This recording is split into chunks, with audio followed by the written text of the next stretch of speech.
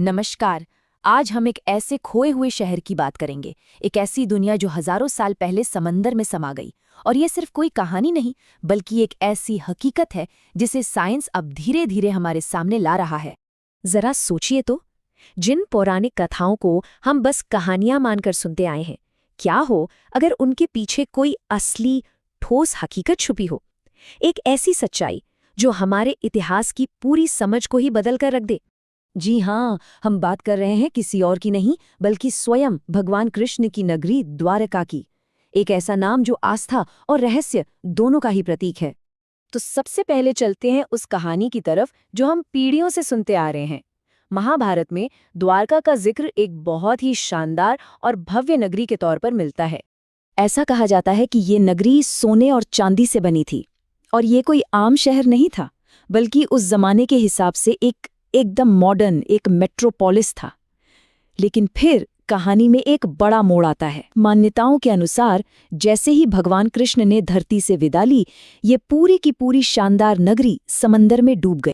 तो यहाँ एक बड़ा सवाल खड़ा होता है, क्या ये सिर्फ एक खूबसूरत कहानी थी, या इस पौराणिक कथा के पीछे कोई ठोस सच्चाई भी छिपी थी?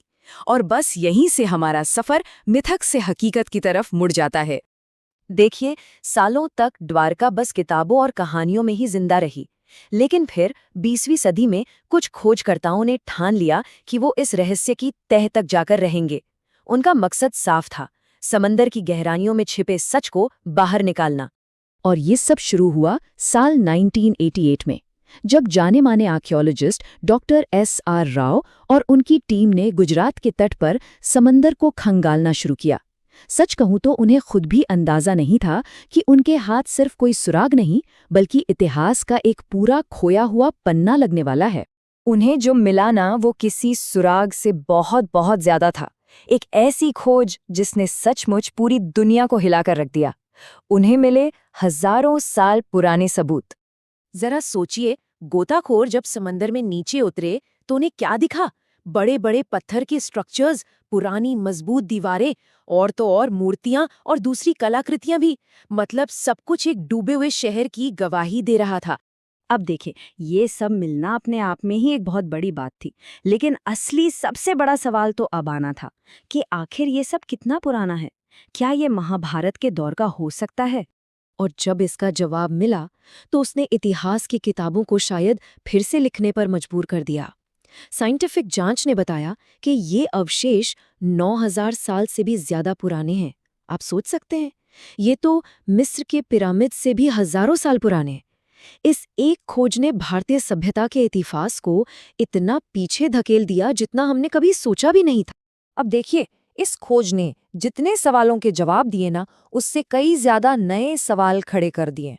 अब साइंस इस पहेली को सुलझाने में लगा है कि भाई इतनी एडवांस सिविलाइजेशन आखिर खत्म कैसे हुई।